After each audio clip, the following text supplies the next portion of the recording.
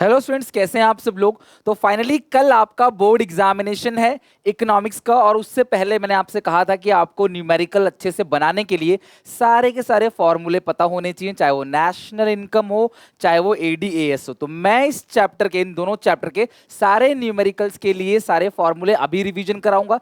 सिर्फ फॉर्मूले ही नहीं कि कहाँ पे क्या क्या चीजें को ध्यान रखना है, किन किन चीजों को ध्यान रखना है, ताकि आप एग्जामिनेशन में गलती ना करो और आपके सम्स जो है वो बिल्कुल करेक्ट जाएं। साथ में और भी बहुत सारी इंपॉर्टेंट इन्फॉर्मेशन जो इससे रिलेटेड होगी वो बताऊंगा। फटाफट फटाफट कर लेंगे हम लोग। यहाँ पे मैं हट जाऊंगा तो आप स्क्रीनशॉट भी ले सकते हो अगर आप घर पे लिखना चाहते हो। वैसे मैं उम्मीद करूंगा कि आप सबको ये फॉर्मूला अभी तक याद होगा और एक बार अपनी कॉपी में जरूर लिख लोगे या कॉमेंट सेक्शन में लिख लोगे। उन फॉर्मूले को लिखना कॉमेंट सेक्शन में जो तुम्हें याद नहीं है, जो याद है उनको लिखने की जरूरत नहीं है, ताकि आपका रिविजन यही हो जाए।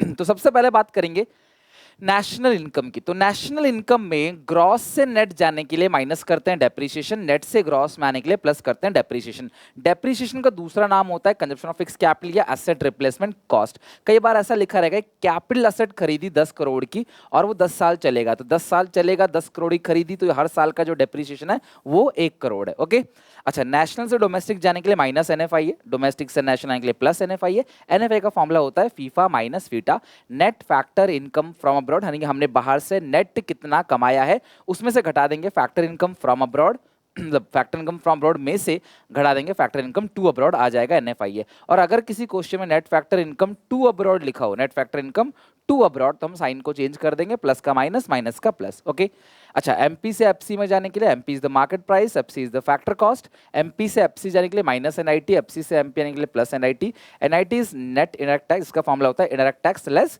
सब्सिडी। और इनडायरेक्ट टैक्स दो होते हैं, एक है गुड्स एंड सर्विस टैक्स और दूसरा है कस्टम ड्यूटी। कस्टम ड्यूटी को इंपोर्ट ड्यूटी भी कहते हैं। लेस करेंगे क्लास सब्सिडीज, यानी कि class old age pension, scholarship, ऐसी चीजें दी होंगी, अगर दी होंगी तो उसे सब्सिडी समझ लेना। लेकिन ध्यान रखना, आपको अगर इनकम टैक्स लिखा होगा तो वो मत लेना, क्योंकि वो डायरेक्ट टैक्स होता है।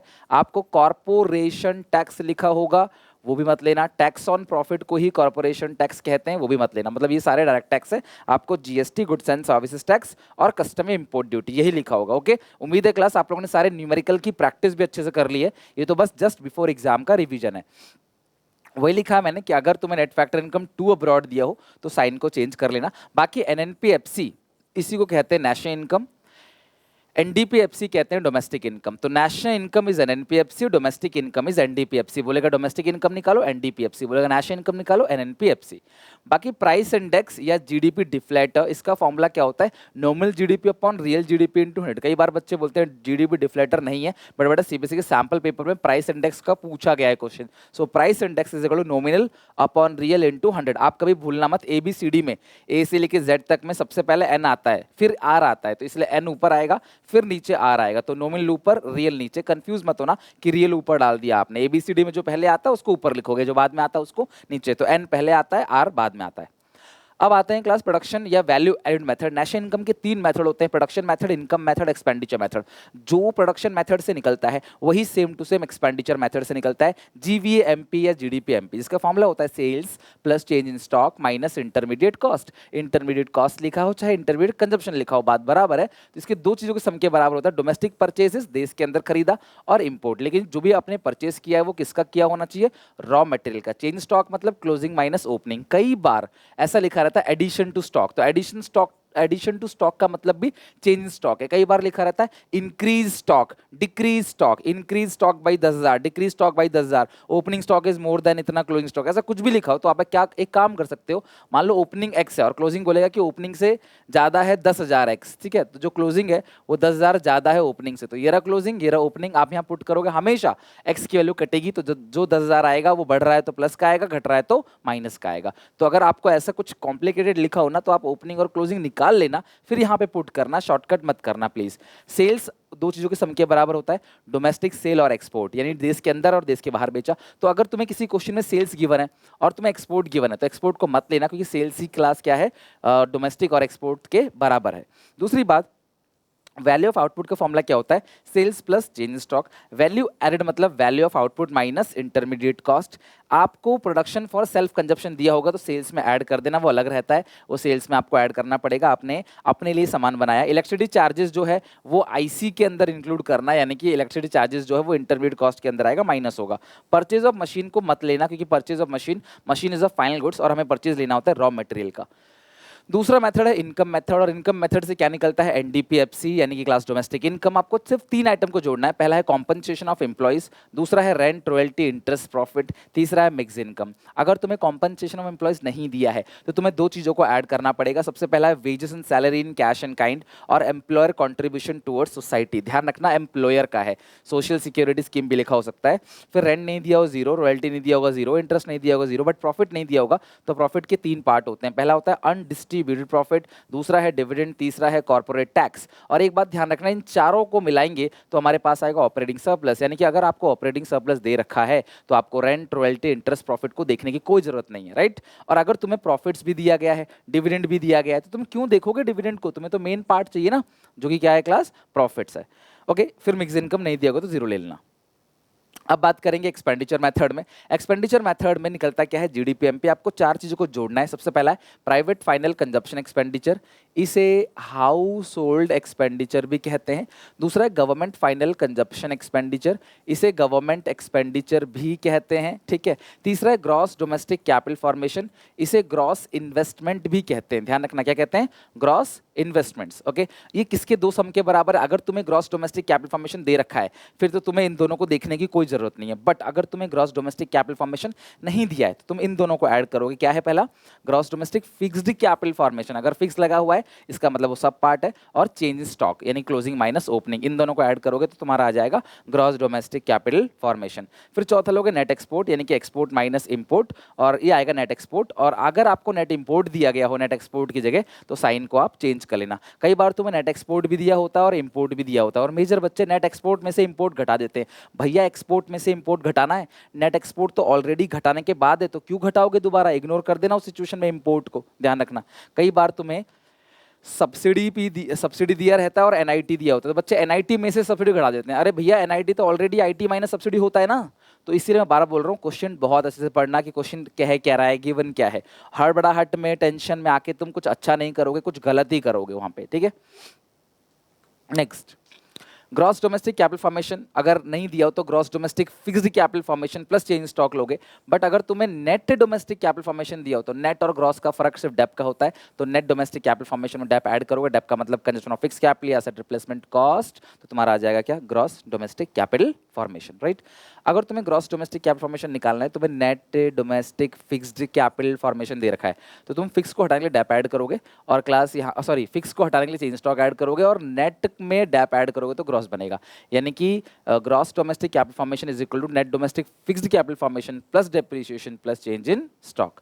कुछ इंपॉर्टेंट पॉइंट्स है जिनको ध्यान रखना है। पहली बात कि कभी भी कोई भी नेशनल इनकम का क्वेश्चन जो 3 मार्क में या 5 मार्क्स में आता है तो प्लीज आप उसका फॉर्मूला लिख के ही करना, विदाउट यूजिंग फॉर्मूला मत करना। न्यूमेरिकल में राइटिंग थोड़ी ठीक रखना कि आपके नंबर्स फिगर्स आपको समझ आ जाए, और क्लास आपको पॉइंट्स को अच्छे से पढ़ना है। क्वेश्चन क्या है, कह रहा है, क्वेश्चन कह रहा है कि आईटी माइनस सब्सिडी एनआईटी, तो आपको एनआईटी भी दे रखा है, सब्सिडी भी दे रखा है, तो अब मत लेना। कई बार बच्चों को लगता है कि एनआईटी नहीं दिया है तो सब्सिडी ले लो। नहीं बेटा, एनआईटी नहीं दिया है तो आपको एनआईटी निकालना पड़ेगा। आईटी माइनस सब्सिडी, आईटी 0 है, सब्सिडी अगर 10-20 है तो वो नेगेटिव का हो जाएगा। अगर आप डायरेक्टली एनआईटी की जगह सब्सिडी यूज कर लोगे तो गलत हो जाएगा, साइन चेंज हो जाएगा, ठीक है। तो इसीलिए बोल रहा हूँ क्वेश्चन को स्टेप बाय स्टेप ध्यान से करना, कोई जल्दी मचाने की जरूरत नहीं है। अब आते हैं determination of income and employment chapter. इसमें भी कुछ न्यूमेरिकल्स आते हैं, बेसिकली 2 to 3 मार्क्स के आ सकते हैं। इसमें सबसे पहला फॉर्मूला एग्रीगेट डिमांड का, तो एडी का फॉर्मूला क्या है? C plus I, consumption plus investment.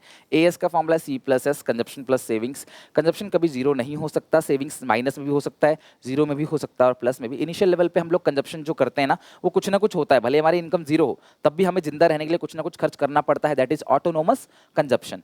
Income का फॉर्मूला है सी प्लस एस, एएस का फॉर्मूला जो है वो वाई के बराबर है, क्योंकि एएस का फॉर्मूला भी सी प्लस एस है, वाई का फॉर्मूला भी सी प्लस एस है, सो एएस किसके बराबर है? वाई के।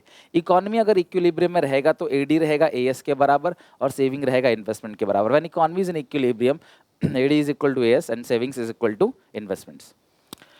एपीसी का फॉर्मूला है C upon Y, average propensity to consume consumption upon income, APS average propensity to save savings upon income, MPC marginal propensity to consume change in C upon change in Y, MPS marginal propensity to save change in S upon change in Y. Delta Y का formula है Y two minus Y one. बेटा ध्यान रखना ये फॉर्मूले आपको याद रहने चाहिए। तो कैसे याद करोगे बेटा, एम लगा है तो चेंज आ जाएगा, सी है तो change in C upon change in Y, APC C upon Y, MPC delta C upon delta Y, APS S upon Y, MPS delta S upon delta Y. तो ये सब चीजें याद रहनी चाहिए। कल आप मॉर्निंग में एक बार क्विक रिकैप जरूर लोगे इन चीजों का। और हाँ एक चीज, आप हड़बड़ाहट मत करो, अभी भी आराम से पढ़ो, मतलब जल्दीबाजी में मत करो, फिर चीजें आप सिर्फ पढ़ोगे बट रहेंगी नहीं दिमाग में। तसल्ली से पढ़ो ताकि दिमाग में रहें। और जो जो भी मैं तुम्हें करा रहा हूँ किसी कीमत पे तुम्हें वो करके जाना है, बिकॉज ये सब आप ही की रिक्वेस्ट है जो क्लास 12 एग्जाम चल रही है। ओके, तो अच्छे से क्लास दे के आना, आपका आखिरी पेपर है और अंत भला तो सब भला, ध्यान रखना। तो अच्छे से पढ़ के आना, मतलब दे के आना पेपर अच्छे से, क्वेश्चन को रीड करना, बिकॉज बाहर आके बहुत दुख होगा अगर तुम्हारे दोस्त ने बताया कि तुमने क्वेश्चन पढ़ा नहीं, तो कुछ और ही था इसका answer. APC plus APS equal to 1, MPC plus MPS equal to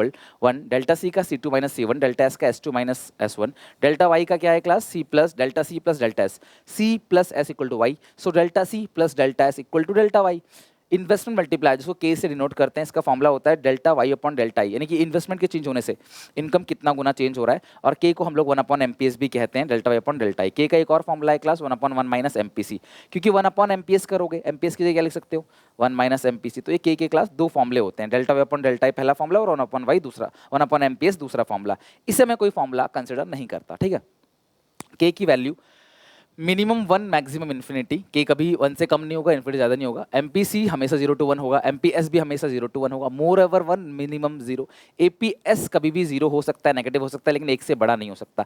APS कभी भी 1 से बड़ा नहीं हो सकता, जबकि एपीसी जो है can be more than 1, APC 1 से बड़ा हो सकता है, लेकिन एपीसी कभी 0 और नेगेटिव नहीं हो सकता, दोनों बिल्कुल अपोजिट है, ध्यान रखना। अगला है class consumption function C equal to A bar plus B Y. A bar is autonomous consumption, B is MPC, Y is national income. Sir कब लगाएंगे सी फंक्शन, अगर तुम्हें कंजप्शन एक्सपेंडिचर निकालना होगा या दिया होगा। अगर तुम्हें कंजप्शन एक्सपेंडिचर निकालना होगा या दिया होगा तो तुम सी फंक्शन लगाओगे। तुम्हें सेविंग्स निकालनी होंगी या दी होंगी, तुम एस फंक्शन लगाओगे, S equal to minus A bar plus 1 minus B Y. ये माइनस ए बार मतलब ऑटोनोमस सेविंग्स है, 1 माइनस बी को पूरे को बोलते हैं MPS, Y is national income. अगर तुम्हें डेल्टा आई दिया है या डेल्टा आई पूछा है तो के दोनों फॉर्मूलों का यूज करोगे। पहला फॉर्मूला 1 अपॉन एमपीएस, दूसरा फॉर्मूला है delta Y upon delta I. हमेशा दोनों फॉर्मूलों का यूज करोगे। अगर तुम्हें डेल्टा आई यानी change in investment, increase investment, additional investment, fresh investment, ऐसे वर्ड कभी भी लिखा रहेगा तो राइट। अच्छा नेक्स्ट, ऐसे लिखा रहता है कई बार, increase in income is 3 times the increase in investment. तो ये इक्वेशन लगेगा, यानी कि जो इनकम बढ़ रहा है वो इन्वेस्टमेंट का 3 गुना है। लेकिन अगर ऐसा लिखा रहता है increase in income is 3 times more than, 3 times more, 3 गुना ज्यादा है, तो delta Y equal to delta I plus 3 delta I. देखो 3 गुना में क्या है, delta Y equal to 3 delta I, 3 गुना ज्यादा है, delta Y equal to delta I plus 3 delta I, कुल मिला के 4 डेल्टा आई हो गया। तो के 4 निकल के आ जाएगा इसमें। ओके चलो अगला क्या है क्लास, ऐसा लिखा रहता है कई बार 70% of increase in income is spent on consumption. बढ़ी हुई इनकम का यानी कि इंक्रीज इनकम का, तो वो एमपीसी है 70% यानी कि 0.7। अगर एमपीसी 0.7 है तो एमपीएस कितना होगा 0.3। तो ये बेसिक बात है। If MPC is 0 then MPS equal to 1 then K is equal to 1। K का फॉर्मूला 1 अपॉन एमपीएस होता है। If MPC is 1 MPS is 0, ये इसका मतलब क्या है, here all additional income is consumed, here all additional income is saved, consume कुछ नहीं हुआ, तो के यहाँ पे इन्फिनिटी आएगा। तो के यहाँ पे 1 to इन्फिनिटी के बीच रहता है। अगर दोनों बराबर है, here MPC एंड एक बार क्वेश्चन आया, if the value of MPC and MPS is equal then what is the value of K। तो बड़े MPC MPS इक्वल तभी होंगे जब दोनों 0.5, बिकॉज दोनों को मिला के 1 के बराबर होता है, तो 0.5 के का फॉर्मूला 1 अपॉन MPS 1 अपॉन 0.5, तो के कितना आ गया क्लास 2 आ गया। तो आई होप इसके अंदर जितनी भी चीजें थी, जितनी भी इंपॉर्टेंट बातें थी, वो लिखवा दिया। अगर किसी बच्चे को लगता है कि सर कोई चीज रह गई है, कुछ हो गया, क्योंकि इस टाइम इतनी सारी वीडियोस आ रही हैं डेली बेसिस पे, वैसे मैंने सब कुछ कवर कर दिया, आपको लगता है तो कमेंट सेक्शन में मेंशन कर देना, बच्चे जो है क्लास उसको देख लेंगे और उसकी प्रैक्टिस कर लेंगे, राइट। अच्छा एमपीसी जो है और एमपीएस उल्टा होता है, एमपीसी बढ़ेगा एमपीएस घटेगा, है कि नहीं। के जो है वो भी उल्टा रिलेशनशिप रखता है एमपीएस के साथ। के अगर बढ़ रहा है, एमपीएस अगर कम होगा तो के बढ़ेगा, और एमपीएस ज्यादा होगा तो के घटेगा। बाकी के और एमपीसी का सीधा सीधा रिलेशनशिप है, एमपीसी बढ़ेगा तो के बढ़ेगा। कंजप्शन जितना ज़्यादा इंक्रीज होगा और लोगों की इनकम उतनी बढ़ेगी, फिर उनकी इनकम बढ़ेगी तो उनकी कंजप्शन बढ़ेगी, उनका कंजप्शन किसी और का इनकम, मल्टीप्लायर का पूरा प्रोसेस ही यही है। इस तरीके से आपको पूरा ध्यान रखना, राइट। तो फाइनली क्लास यहाँ पे हमने सारा रिवीजन कर लिया। मेरी तरफ से class all the best for the exams, be confident, motivated रहो, कॉन्फिडेंट रहो, आपकी मेहनत रंग लाएगी, कभी भी आपकी मेहनत बेकार नहीं जा सकती।